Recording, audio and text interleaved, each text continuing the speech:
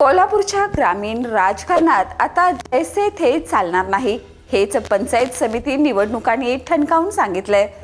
मतदारांनी यावेळी केवळ उमेदवार नाही तर संपूर्ण राजकीय मानसिकतेची परीक्षा घेतली आहे। करवीरपासून चंदगडपर्यंत, पन्हाळ्यापासून शिरोळपर्यंत एकच चित्र दिसतंय।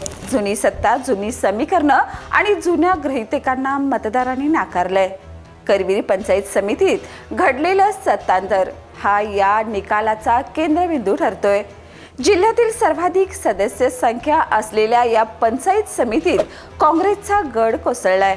राष्ट्रवादी काँग्रेस, भाजप आणि शिवसेना शिंदे गट एकत्र येत नवी सत्ता स्थापन करतात।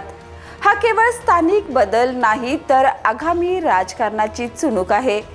चंदगडमध्ये राष्ट्रवादीने काँग्रेसकडून सत्ता हिसकावून घेत ग्रामीण भागातील आपली पकड पुन्हा एकदा अधोरेखित केली आहे। पन्हाळ्यात जनसुराज्याला बसलेला धक्का हे स्थानिक नेतृत्वाला मिळालेला इशाराच ठरतोय।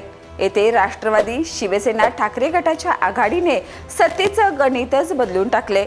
शाहूवाडीत मात्र मतदारांनी कौल देऊनही सत्ता कुणाकडे जाईल हे स्पष्ट केलेलं नाही। समान जागांमुळे निर्माण झालेला पेच हा येत्या काळातील राजकीय सौदेबाजीचा केंद्रबिंदू ठरणार हे मात्र नक्की। राधानगरीत चित्र पूर्णतः उलट आहे।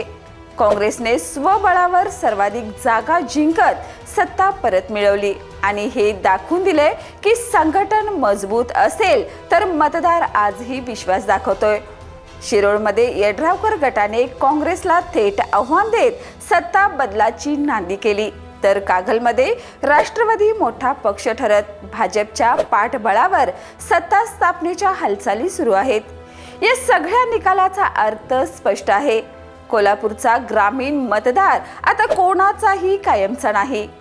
काम, स्थानिक प्रश्न आणि नेतृत्वाची विश्वासार्हता यावरच सत्ता ठरणार।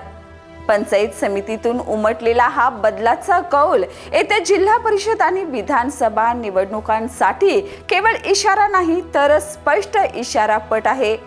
जो बदल स्वीकारेल तोच सत्तेत राहील, बाकी इतिहास होईल।